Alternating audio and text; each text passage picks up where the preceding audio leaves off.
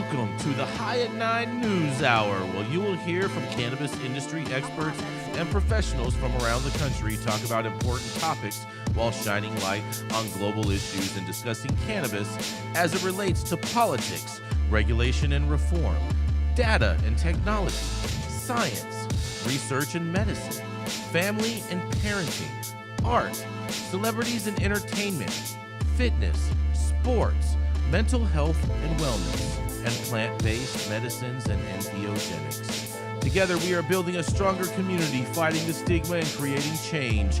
With your hosts, Jason Beck and Rico Lamitte, joined by special industry expert correspondents from around the country, and daily antics brought to you by Cannabis. Coming to you live every Monday through Friday at 9 a.m. Pacific Time and high noon on the East Coast. And thank you all for getting high at 9 with us.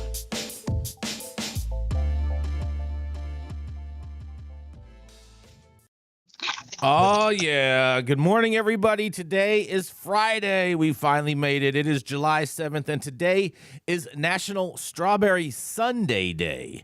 It's also National Father-Daughter Take a Walk Day, so we know what Rico is going to be doing today, being a dope dad. It's also, you're going to love this, Rico, it's also World Chocolate Day, along with Global Forgiveness Day and National Day of Rock and Roll, along with National Macaroni Day and everyone's favorite, get ready, National Dive Bar Day. Oh, yeah, on a Friday.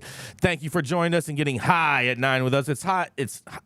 Thank you for joining us and getting high at 9 with us. It's also high noon on the East Coast. And please remember to like, share, and subscribe to us on all social media platforms. Use that fancy little QR code right there in the top-hand corner of your screen to find out where we live on the internet. And we're live every Monday through Friday on YouTube and audio only on Twitter Spaces. And if you are joining us in Twitter Spaces, you can also participate in the show by raising your hand if you have a brief comment on the story most recently presented. But kicking it off, that's right, we have the dope dad himself. That's right, Rico Lamitte. When he's not flip-flopping, you can find him skipping my loo with his daughter since it's daddy-daughter walking day. You know what I'm saying? That's right, he's going to skip to the loo on his story, and this is the dope dad himself, Rico Lamitte.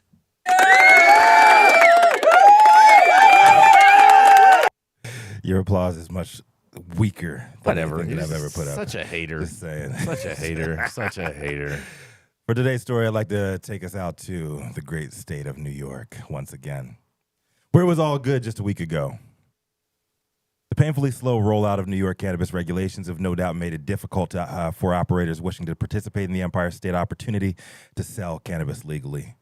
A number of bureaucratic setbacks have left farmers with hundreds of thousands of pounds of product, and outside the 12 dispensaries opened over the last 7+ months, nobody to sell to. In what seemed last month as a lifeline or an olive branch out to everyone involved, the farmers market that was proposed, just like everything else, was just a mirage.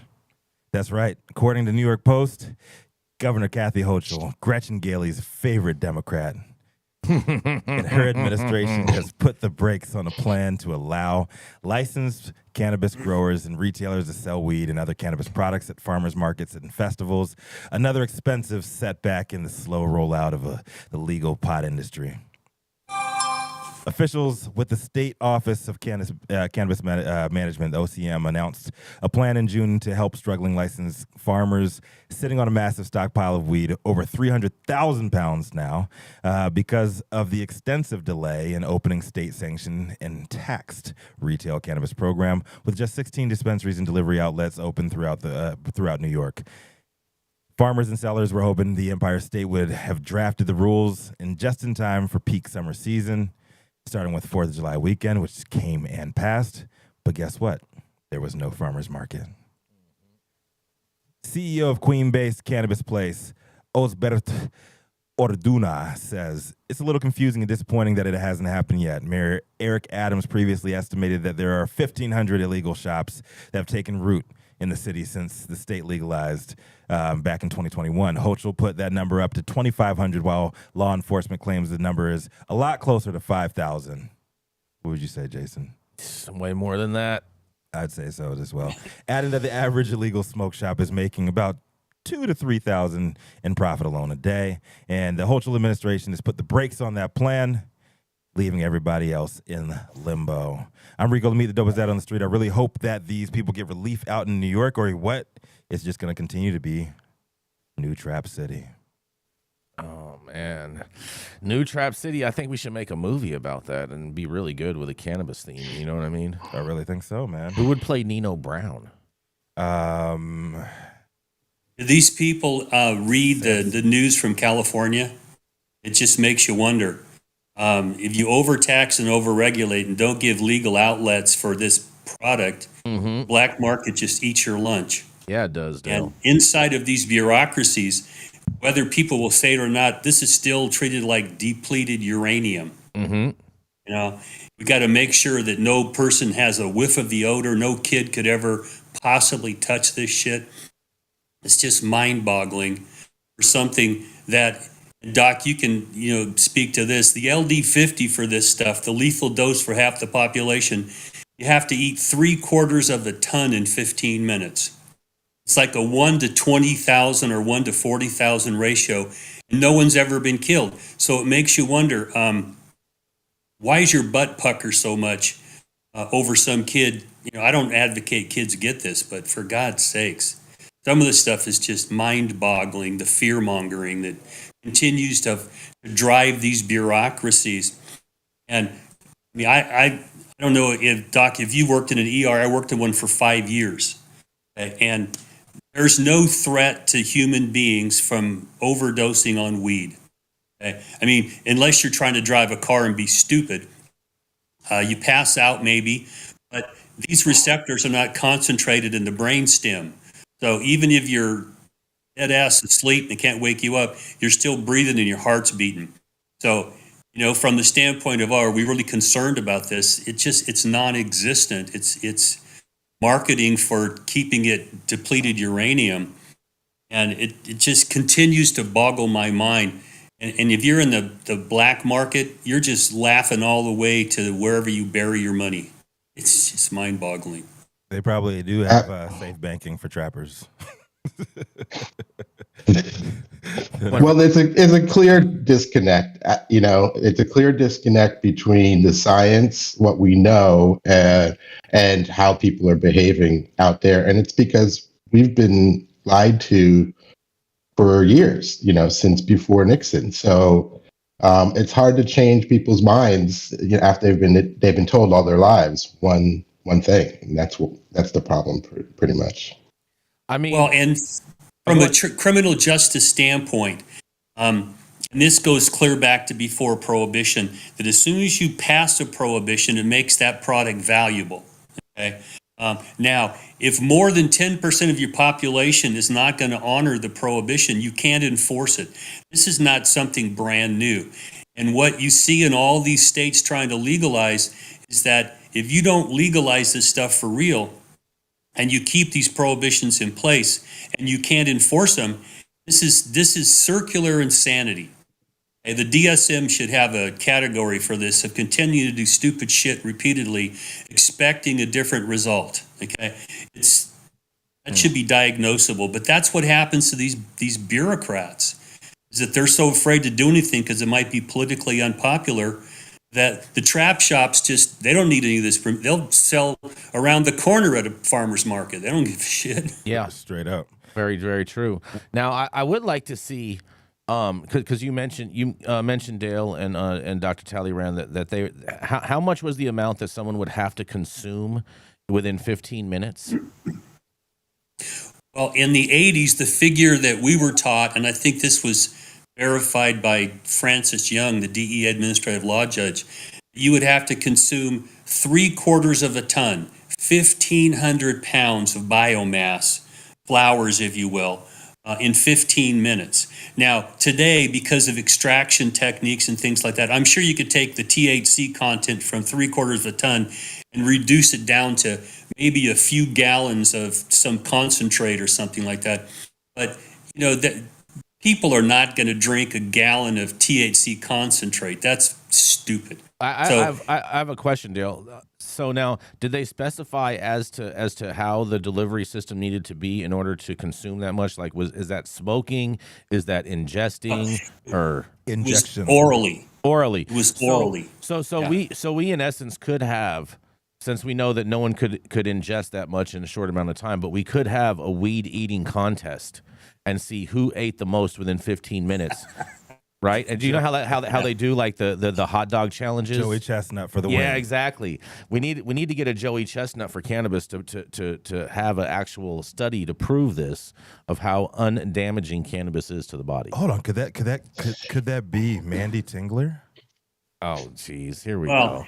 The bigger problem, and Doc, you can talk about this, is that this product, if you smoke it, does not interrupt the natural cell overturn of apoptosis. So you don't see, the damage that you get from smoking other plant products, because we just don't see it in this plant.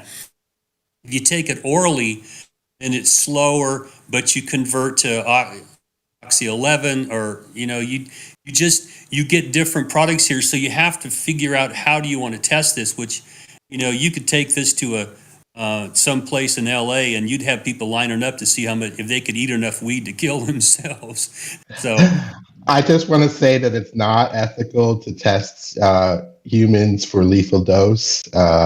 It's just not done. What Dale's describing are experiments that were done on animals and then extrapolated to human weight. So,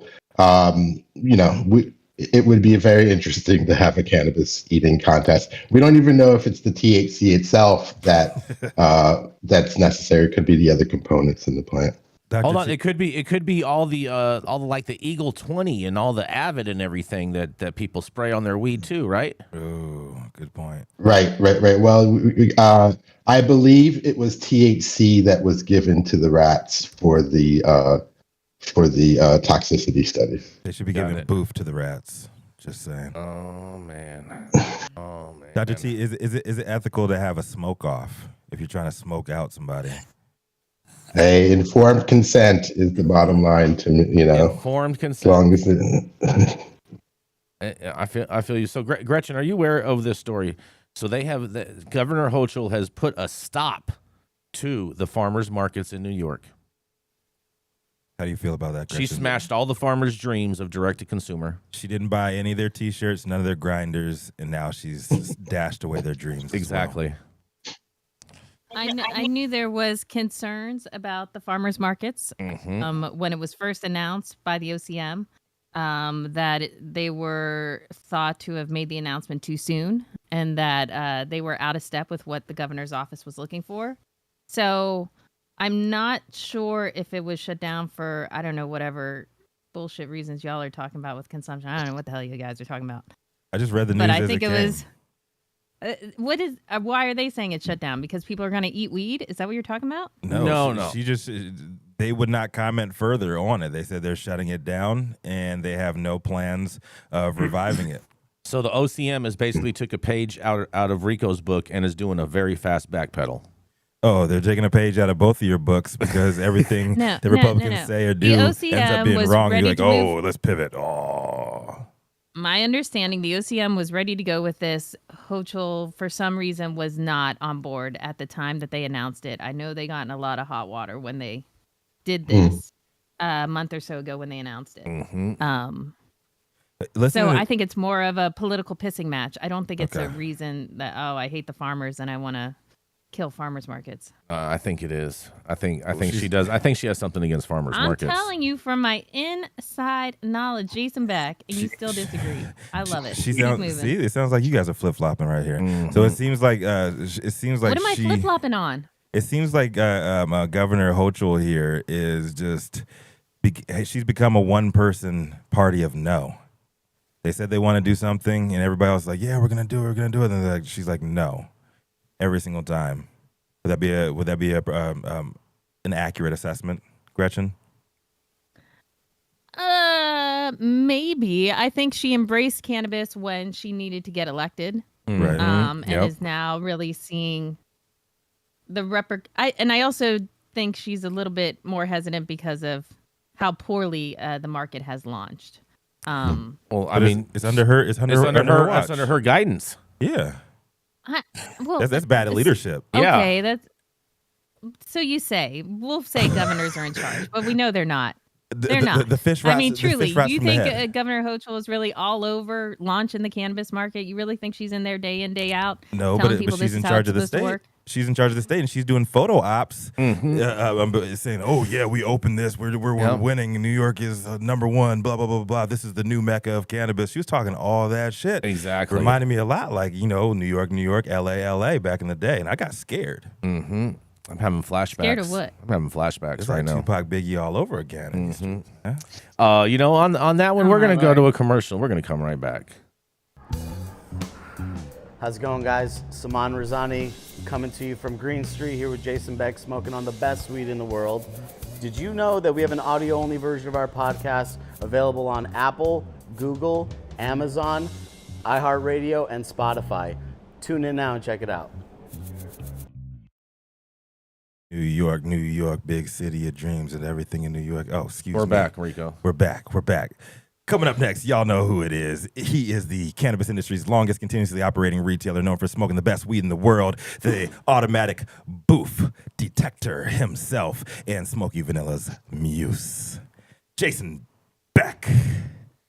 Oh yeah, Rico. Oh man, I got some big news today, you guys. Lay it on us. Oh yeah, it's out of my buddy Matt Gaetz' congressional office because my good buddy Matt Gaetz, Congressman Matt Gaetz, out of the 1st district in Florida, Matt Gaetz proposes an end to cannabis testing for the military, and I think all the vets should be doing this.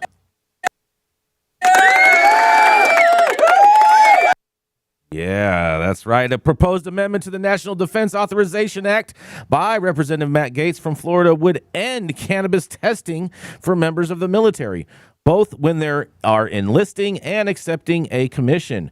If the amendment is included in the NDAA H.R. 2670, it would address a growing issue in the United States military, the increasing number of recruits who test positive for marijuana use, particularly in states where it is legal. Nearly 33% more recruits tested positive in 2022 than in 2020, according to the New York Times. And that isn't the only weed amendment. Another would allow doctors at the VA to give medical opinions on cannabis use as a treatment to patients in states where medical marijuana is legal. That amendment has been proposed by the co-chairs of the Congressional Cannabis Caucus, Representative Brian Mast and Barbara Lee and Earl Blumenauer and Dave Joyce. Another amendment would explicitly allow military members to consume CBD products that are legal under federal law, and that amendment was proposed by Representative Tom Gonzalez, Republican from Texas. But the main news, the NDAA, the National Defense Authorization Act, a proposed amendment to stop testing the military for cannabis. And I totally support this, and thank you so much, Mr. Matt Gaetz, for following through on these things, and we appreciate all of your work, and we hope that this passes. And this is Jason Beck for the High at 9 News Hour. What do y'all got to say about that?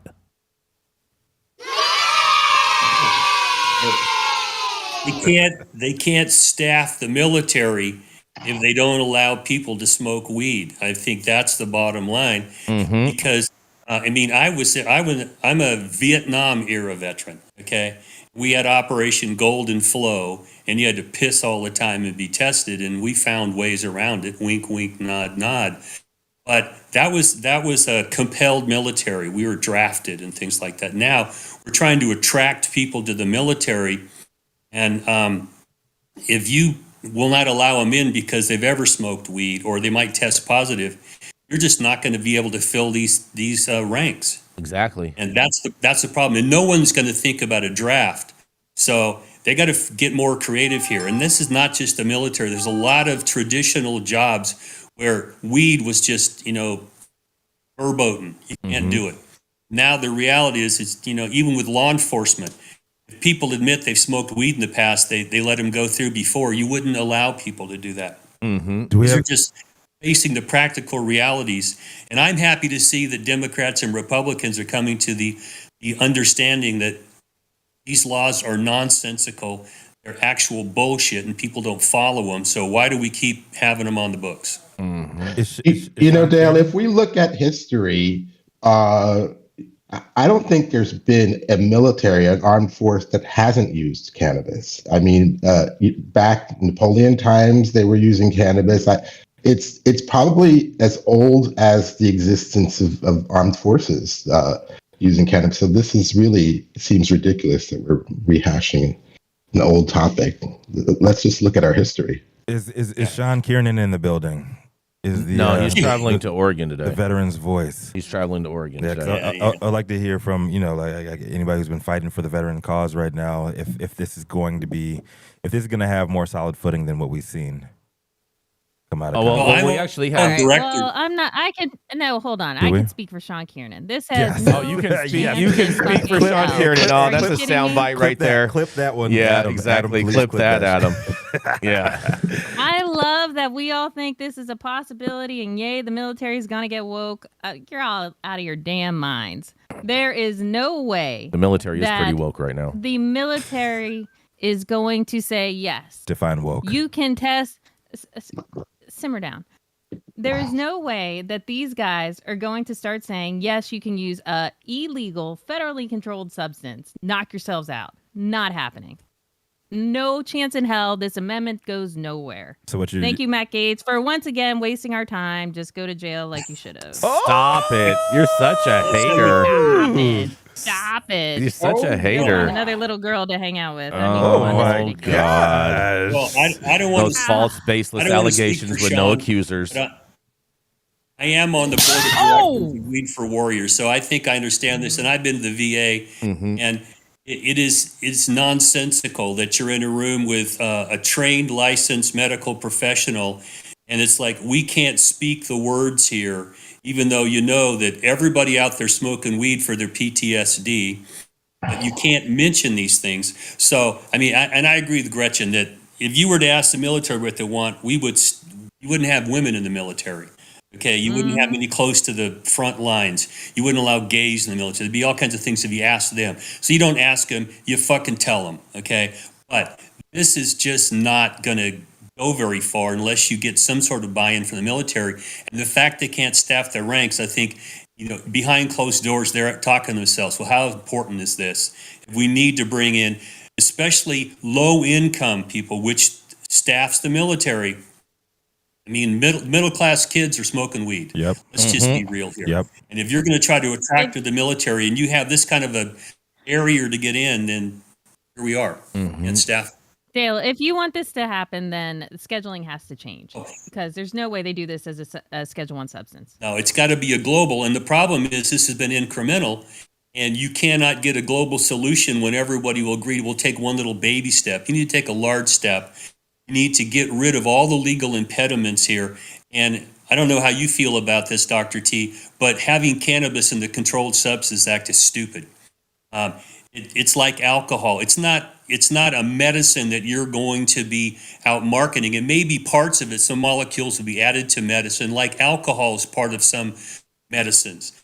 But it needs to get someplace where it's treated like tobacco and alcohol. It's tax it, let it go interstate commerce, and let the states decide how they want it. Then 280E goes away. All these other problems, the gun things go away. The problems can get solved.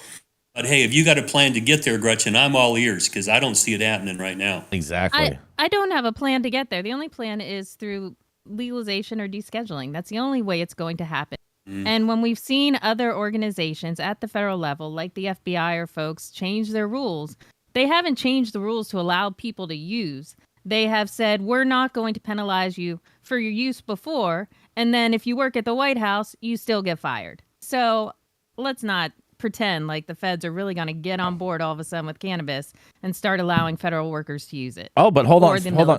But you're crazy. Well, speaking of that, Gretchen, interesting enough, on a totally side note, did you hear what recently? Are they going to start allowing cocaine in the White House? Is that what they are allowing cocaine in the White House because that is the new development in the story of who left the baggie in the White House is because it was first reported that it was found in the library, and now there is a new report stating that it was not found in the library, that it was found close to the Situation Room, meaning that it was a very high-ranking person that left that baggie in the White House and the straw also. I was too.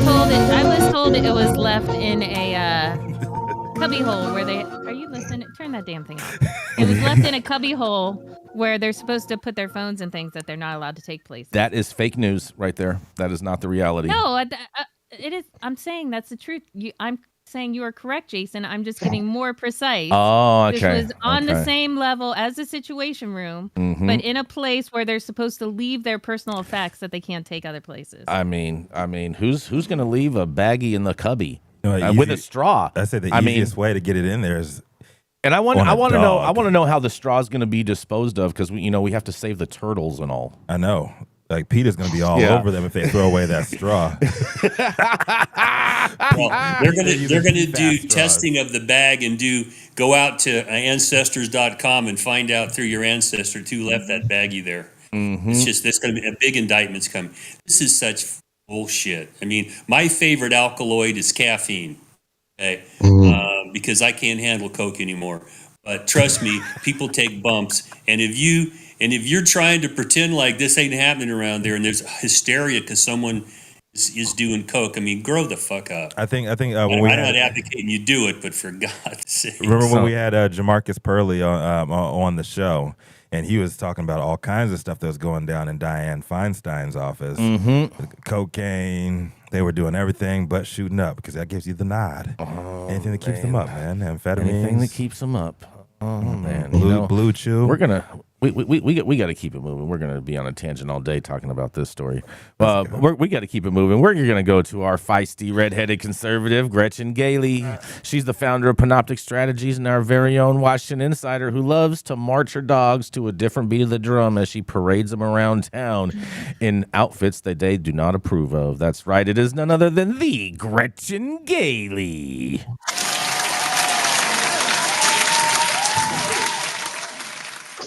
My babies love their outfits. So you my say. headline is, I know, they get so excited. They're like, mommy, put me in it. I bet. You have to be here. They say, Jason Beck's got that boof wee. Give me my dress. That's what they say. Yeah, right. All right. My headline comes from Marijuana Moment. From my good old home state. Bipartisan Pennsylvania senators unveil new marijuana legalization bill. Bipartisan Pennsylvania senators have officially introduced a new bill to legalize marijuana in the state. Senators Dan Laughlin and Sharif Street filed the legislation on Thursday, about 2 months after first announcing their plans to team up on a reform push again, and their joint cannabis efforts in prior sessions. Legalized adult use of marijuana is supported by an overwhelming majority of Pennsylvanians, and this legislation accomplishes that while also ensuring safety and social equity, according to Laughlin in a press release. With neighboring states, New Jersey and New York, implementing adult use, we have a duty to Pennsylvania taxpayers to legalize adult use marijuana to avoid losing out on hundreds of millions of dollars of new tax revenue and thousands of new jobs. The two senators previously sponsored a legalization bill that was not ultimately enacted last session, but they say the newly filed proposal represents a significant improvement that they hope to advance. We have a unique and singular opportunity to correct decades of mass incarceration, disproportionate enforcement against marginalized communities, the criminalization of personal choice, and the perpetuation of violence, which all materialize from the failed war on drugs. Legalizing the adult use of cannabis will help us fully and equitably fund education, lower property taxes, and address a variety of... Who is making that noise? Good. Dr. T, simmer down. Legalizing the adult use of cannabis will help us fully and equitably fund education, lower property taxes, and address a variety of community needs throughout Pennsylvania. Here's what SB 846 would accomplish. Adults 21 and older can purchase, possess, and gift up to 30 grams of cannabis. The legislation would allow medical cannabis patients to grow up to 5 plants for personal therapeutic use, but adult use consumers would not have a home grow option. Marijuana products would be subject to an 8% sales tax, and retailers would additionally need to pay a 5% excise tax on cannabis that it sells. The tax revenue would go to a cannabis regulation fund under the state treasury department. Tax dollars would cover administrative costs and then be distributed to municipalities that allow cannabis businesses to operate in their area, and the state general fund to provide economic relief to this commonwealth. Marketing that targets use would be prohibited, and there would be workplace requirements regarding marijuana use for all those operating in good faith. The Administrative Office of Pennsylvania Courts would work with police to identify records for people with prior cannabis convictions and facilitate automatic expungements. People who have been disproportionately impacted under criminalization and meet income requirements would be eligible for social and economic equity business licenses. The measure would prioritize public safety, giving law enforcement the ability to adjudicate impaired driving and empower them to eradicate the illicit market. While federal law prohibits people who use marijuana from buying or owning firearms, the bill would provide state-level protections against losing gun rights over cannabis. And possession or use of marijuana by parents or guardians could not be used as the sole basis for adverse child custody actions. We'll see where this goes. I don't know. Pennsylvania hasn't been that great in passing cannabis legalization bills. The last one they did was quite a while ago on medical. But anything's better than their last proposal to put cannabis in state stores. This is Gretchen for High at 9 News. It sounds like the campaign we rolled out for Prop 64 here in California, promising taxes and all these revenues. And I think if you ask these municipalities, they'll tell you that we're still not adding to our coffers and putting out a lot of resources to enforce. I would like to see more states actually learn from other states and put together comprehensive general plans. This might be one, but it kind of makes me chuckle when they say all this tax revenue we're going to get. Yeah, well, you don't do this right. The trap shops, make all the money, and you don't get any taxes from that. And plus, you're pumping out resources to go out and enforce against them. So let's see, Gretchen. I'm happy to see bipartisanship, and maybe they won't have rectal myopia as they're trying to roll this thing out. Well, bipartisanship is the only way that they got the medical through the first time around. Dale, I think the difference between Pennsylvania and California is going to be I have not heard any major outcry from municipalities of not in my backyard. Pennsylvania has pretty much embraced medical. And I have not heard, no, I don't want this to come here. So I think that's where California fell short, is you had so many folks saying we didn't want it. Pennsylvania, I think, is ready for it. They need the money.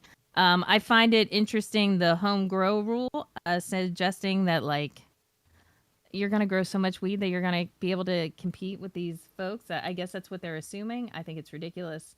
The taxation level's not horrific as taxes go, but we'll see. And I do love that they're protecting their firearms, because that's what we care about in Pennsylvania, Bible and our guns. Gretchen, every now and again you claim Pennsylvania is your state too. So Yes, whenever sir. they do something good, you claim the state. Whenever they do something bad, you don't. Yeah, that's true. What Just have I just not an claimed? observation. That is I'll claim true. it all. I'm a Pirates fan, for God's sake. I'm What a do you mean I don't Pirates claim the bad? fan. What kind of piracy? I actually what kind grew of up piracy in are real you a Pittsburgh, fan of? unlike Jason Beck. Stop the cap. Yeah. Well, I don't know what the constitutional provisions in Pennsylvania are for local control, but out here in California, my God, since the 1880s, we have had a mandate that local jurisdictions control zoning, health and safety rules locally, unless the state passes a statewide set of laws that invade the entire area. And so I don't know what Pennsylvania is like. What we had in California is we could not get our initiative passed unless we got buy-in from these cities and counties who demanded that they maintain local control. And I tell you, it has been a horrible mess here in California, because you got all this hodgepodge. I operate in, we got 58 counties, and I operate in multiple of them in multiple cities. Every place there's different feelings about this. You just cannot get uniformity. And to the extent Pennsylvania can avoid that problem, I'd recommend they try to make this a state law that occupies the entire area and not give local jurisdictions the ability to say, no, we don't want it here. Because that's the California mess. They need to And bring I back- don't know how we break that logjam. Gretchen, what's the tax rate that they're proposing for adult use in Pennsylvania? 8% with a 5% excise tax. 8%, so for 13, retailers. so 13%. So that is a lower tax rate than California, but we all know that California is way overtaxed, and I'll say even Pennsylvania will be overtaxed in regards to that, because I think anything more than just a simple standard sales tax is a gross overtaxation with no representation. And with that, we're going to go to a commercial, and we'll be right back. The Control Tower from Highly Educated has perfected the dab. Utilizing the concept of thin film evaporation, you can waste none of it and taste all of it. The micro texture of the SE pillar increases nucleation at elevated temperatures. And with the tower propelling at 2,600 RPMs, it's certainly the most efficient dab experience to date. The Control Tower from Highly Educated. This legendary cannabis doctor is the founder of Medican and the co-founder of CESC, and probably wrote your mama's rec to keep her from doing the worst. Y'all know who it is, Dr. Jean Talleyrand coming to the stage. What you got for us today, Dr. T? Hey, Rico, thanks. Happy Friday, everyone. As a doctor, I value objectivity and pursue wellness. My responsibilities center around people who suffer. But when I read today's headline, I'm reminded that others operate with orthogonal motives. My headline today is from U.S. News and World Report's Access to Medical Cannabis Won't Lower the Use of Opioid Painkillers study by Stephen Weinberg. As a point of reference, data from New York State published earlier this year in the Journal of the American Medical Association indicated the opposite. The longer patients used cannabis, the greater their reduction in opioid dosages, the study showed. So why does this article state the opposite?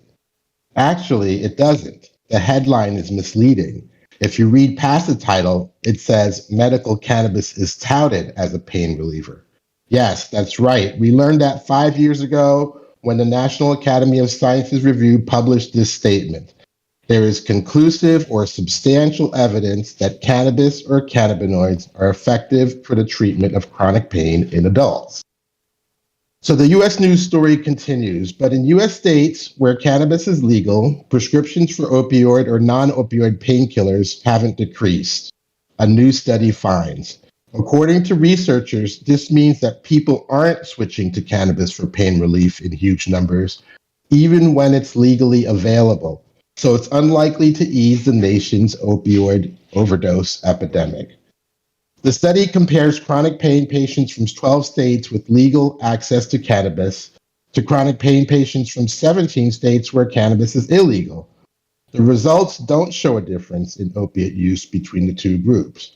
However, this study has significant limitations. It uses a strong, non-experimental design and relies on untestable assumptions involving parallel counterfactual trends. If you read further, the article describes several reasons why the results are what they are. One reason might be that doctors are reluctant to prescribe cannabis for pain.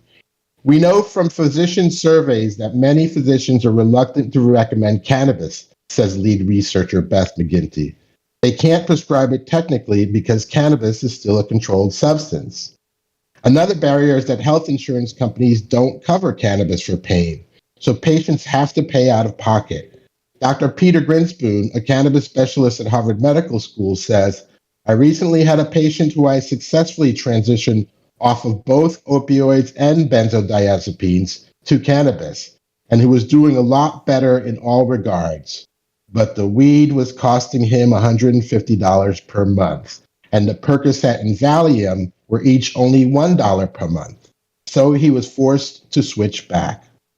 Dr. Diana Martins-Welch, a palliative medicine specialist from New Hyde Park, New York, says, it's not for everybody. There's so many different types of pain. So for people with pain like fibromyalgia or neuropathy, it may do better than for people with chronic back pain due to spinal issues. I found that the type of pain doesn't matter so much as the safety profile of cannabis. The potential harm from opioid use far outweighs any minor differences in benefits. So what do you think? Is access to cannabis lowering the use of opioid dosages?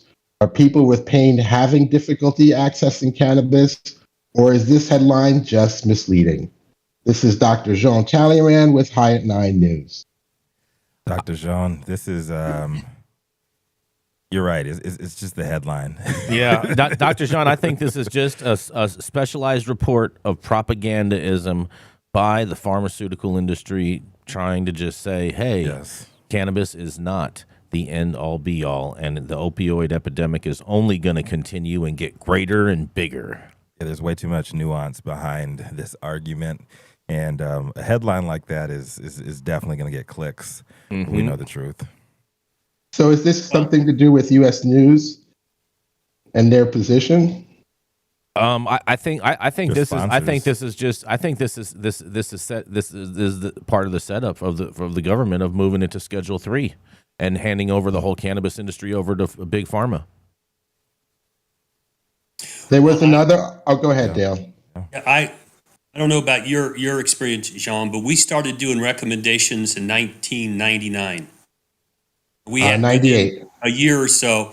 We had thousands of patients, and we began tracking their use of other pharmaceuticals and alcohol and tobacco. And when they returned every year, we had them fill this in, and we were following longitudinally what this was. And we found an immediate drop in people who were taking opioids, especially, or benzos, for some of the things that cannabis would work on. They came back and said, I've either cut my use of those substances down to next to nothing, or I'm off of them. And then you start working with them on how you titrate, what's the best method of administration, and things like that. And so we saw immediate results with the use of opioids. And you can have all these articles you want that I suspect are being pushed by the pharmaceutical industry. But the realities are that people are looking for things to use other than, benzos or opioids, which they know have dependency problems to them, other problems in the systems. And this is, relatively speaking, non-toxic. It's very safe. And you can't compare it to an opioid because there is an attainable lethal dose with all opioids. So it's not going to kill you. Dr. Talleyrand, I have a question for you. How would you actually monitor this kind of number? It seems like an extremely difficult number to actually come up with how many people are switching from opioids to cannabis without it being just anecdotal, with someone just saying, yes, this is what I'm doing. I recall earlier in the days of legalization, Johns Hopkins said that there was a 25% reduction in states that legalized medically. But apparently these people don't agree with that. So I'm just wondering, is there really a good way to come up with this number? It's difficult. You make a really good point, Gretchen. It's difficult to get this kind of data. And even the study, the authors say that their data was no good. It was a very difficult study to do. So you wouldn't get problem. It's very difficult. But just to point out, there are other ways to sort of get hints around this. I think there was an earlier story this year where we saw that in states with cannabis laws, there were less sales of prescription drugs also. Mm-hmm. I'm really wondering, what the industry thinks about this price discrepancy, $150 per month. And in California, I think it's more than that on average, probably closer to $200 or $300. Compared to $1 per month for the other medication, and yet still people are going to cannabis. Imagine if the price was just dropped by half. We get a lot more customers. Imagine having being able to buy cannabis on a copay. That would be amazing. That would be amazing. But I imagine it would never happen. And even if it did, your insurance would go up so high that you probably wouldn't even be able to afford it. So therefore, you wouldn't even be able to afford your copay. Well, insurance runs America, and this is why they have the biggest buildings in New York. That part. All the money. Yeah. They would lobby to make it a nutraceutical that they don't have to cover. Shout out That's to what the insurance industry would do. Shout out to Herbalife. Yeah. Do we have another commercial, Adam? Yeah, let's run this final commercial real quick. Keeping up to date on the evolving policies of relevant state, local, and federal governments is key to success. When the future of your business is at stake, you need representation as dedicated as you are. With a maze of laws and regulations surrounding cannabis, hemp, and psychedelics, knowing where to begin can be a challenge. Good Thing the Law offices of Omar Figueroa features a skilled, highly focused team ready to guide you through it all. They're accepting new clients in California and New York. So make sure you check them out at info@omarfigueroa.com.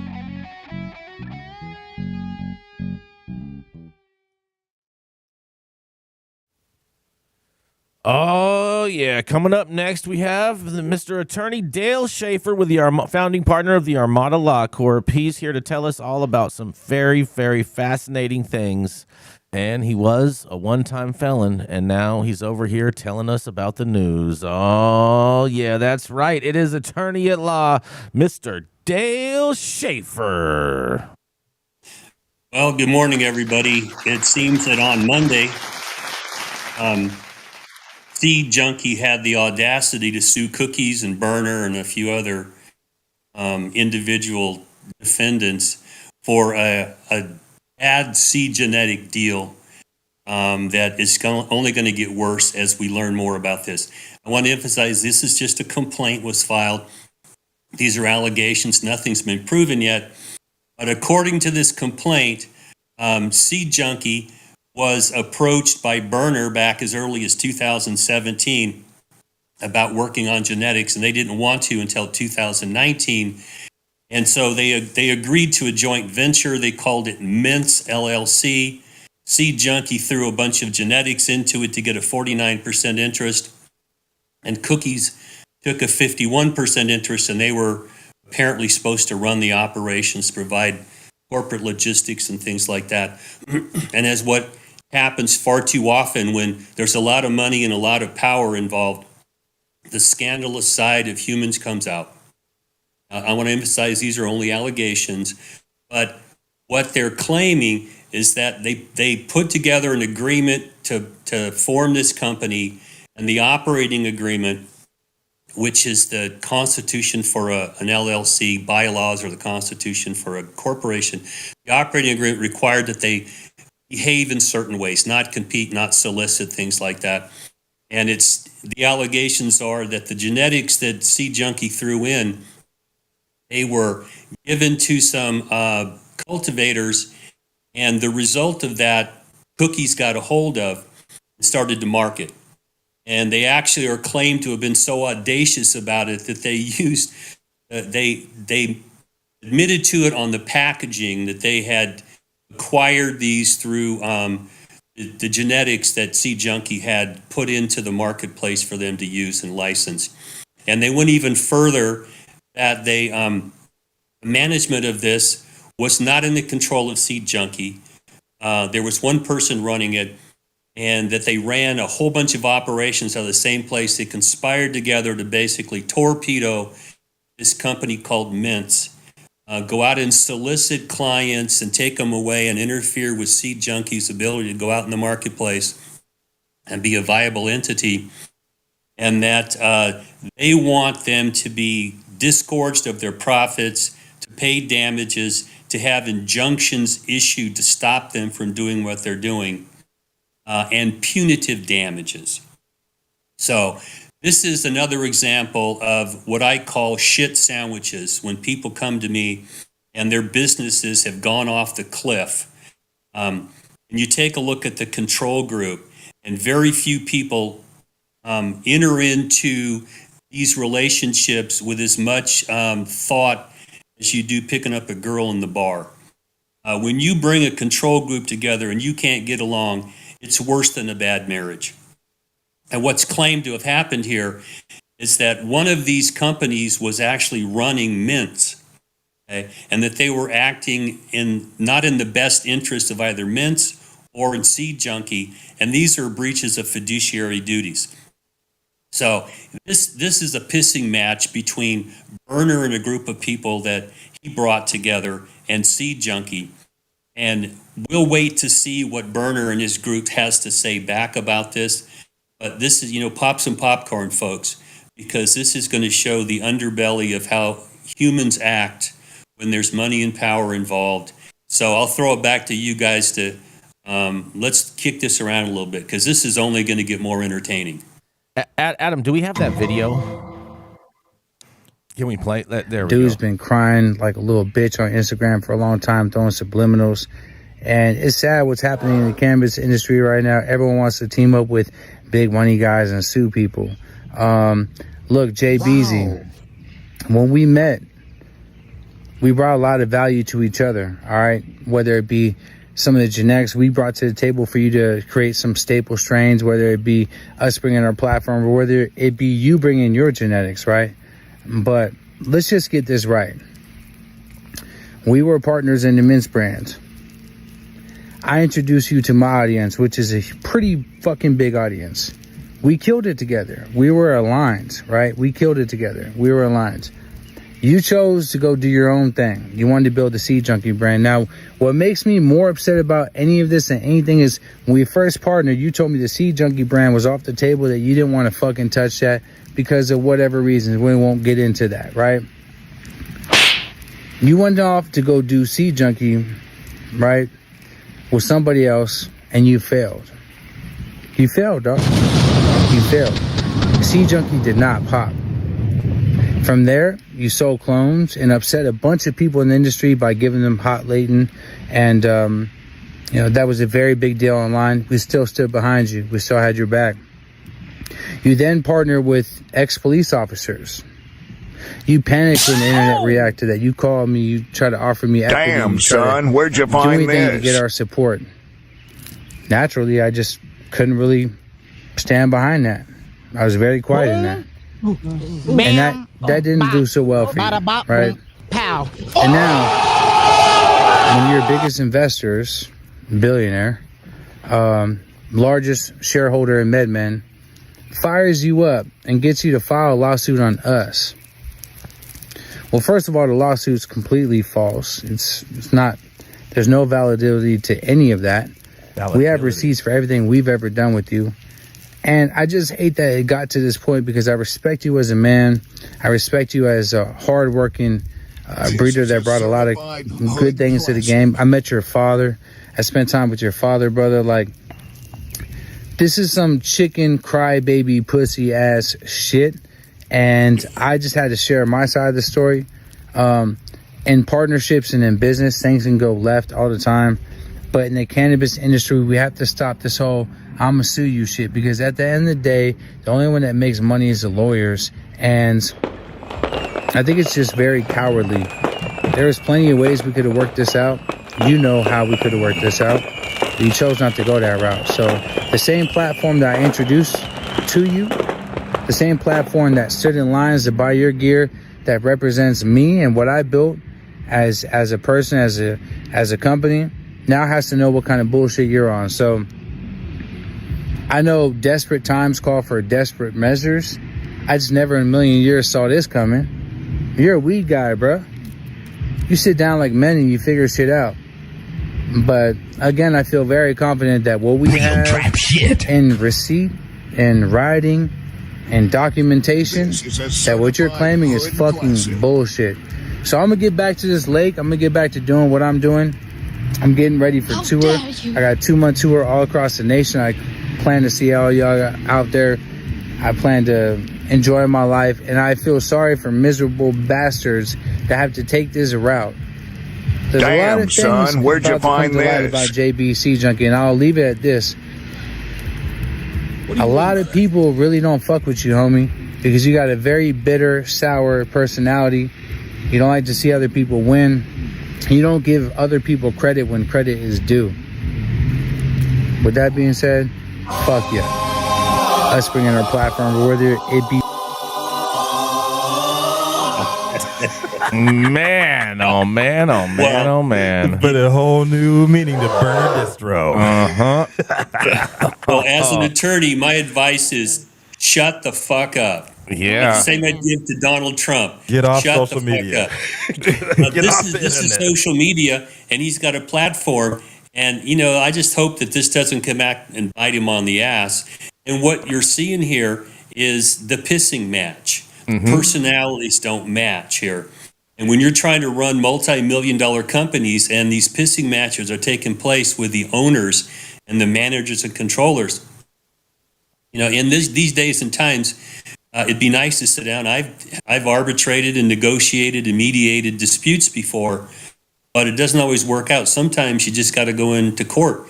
And the culture of cannabis, he's talking about, we work this out amongst ourselves. Yeah, no, you don't. When you've got millions of dollars invested, attorneys will talk people into suing each other. And I like making money. Don't get me wrong. My bread and butter is, being involved in litigation. But man, this is just going to be entertaining. And my advice to Berner is be careful what you say. I would say he needs to call the Wassermans right now, man. I don't know. I mean, maybe you just watch some of their videos and realize to STFU. You know what I'm saying? Yeah. I was surprised he put out that video in regards to, especially seeing as how the company's in an open litigation case. I was very surprised to see that video, and I'm surprised that he hasn't taken it down yet. Your words will and can be used against you, brother. 100%. 100%. Well, but there's value in this industry for Berner and for cookies. And so going public about this, it's getting people on their side. This is playing to an audience. Yeah, okay? it's the court of public about business and maintaining the value of their products they've got and trying to trash the others. What happens in litigation is you can't sue people for what you say in official proceedings. That's why people shut up, man. Go out there because you can get sued for defaming people. And it's just, this is not kneecapping people time anymore. This is what happens when big business comes in. They bring their lawyers with them. And I'll tell you, lawyers, I know too damn many of them, and many of the jokes are true because some of them are just assholes. I mean, I have my time being an asshole myself. Yeah. Oh, man. But you know what? Yeah. You can be an asshole, you can be a dick, you can be a pussy. You make that choice. Mm-hmm. Man, I'll tell you. I'm an asshole for hire. I love it. I love it. I have one more story for you guys today. I think you guys are going to love this one, especially you, Gretchen. You're going to love this. I can't wait. I want you to pull your tell by the enthusiasm in my voice. I can, without a doubt, because you're never going to believe this, but over $109 million worth of illegal cannabis is seized in California. Over $109 million in illegal cannabis was seized by California authorities during a recent statewide crackdown, authorities say. The operation saw a 104% increase in illegal cannabis products seized during the Q2 period of April through June of 2023, according to the California Department of Fish and Wildlife.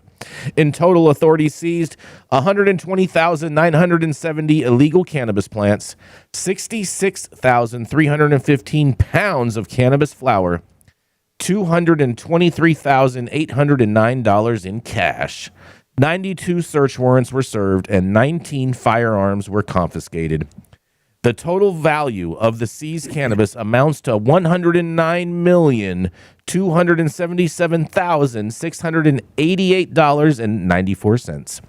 Officials said from January through March of 2023, officials seized 52 million of unlicensed cannabis and cannabis products. The Unified Cannabis Enforcement Task Force was created in 2022 and includes more than 24 local, state, and federal partners working together to disrupt the illegal cannabis market. In a quote, this well-orchestrated task force continues to reach new heights on shutting down a variety of illicit operations that range from dispensaries to indoor grow houses to outdoor cultivation sites, among other facets in the illegal supply chain, said David Bess, Chief Enforcement Officer of the California Department of Fish and Wildlife. And in a second quote, he says, through our expertise in addressing environmental concerns, including contamination, hazardous waste, and banned pesticides, we collaborate to eliminate the adverse impact of the illegal cannabis market, said Hansing Pang, a chief investigator with the Department of Toxic Substances Control. Man, oh man, oh man. What do you think about this? And Gretchen, did you pull out your calculator so we can do some math? Well, No. I mean, anytime they do stuff like this and say that, we're going to disrupt the illegal market, like, no, you're not. Right? Just no, you're not. You're not. You're actually helping to bring wholesale prices back up to where they need to be. Right, you're making people more money. Yeah, so thank you. Thank you for seizing all that boof weed that no one really wants to smoke anyway. Mm-hmm. These statistics are just nonsensical because it's such a small part of the market. And it's like the cartels send somebody across the border in a fancy car to get pop while they run 100 pounds out the next, right. The next lane that no one's going to look at. The war on drugs has been a miserable failure, and these are just more statistics to try and further the war on drugs. I try to, to explain to policymakers all the time. If you want to beat the black market, you got to beat them at their own game. Open up the green market. Let people go out there and compete. If there's no money in weed in the black market, people will not be doing weed in the black market. They'll find someplace else to go.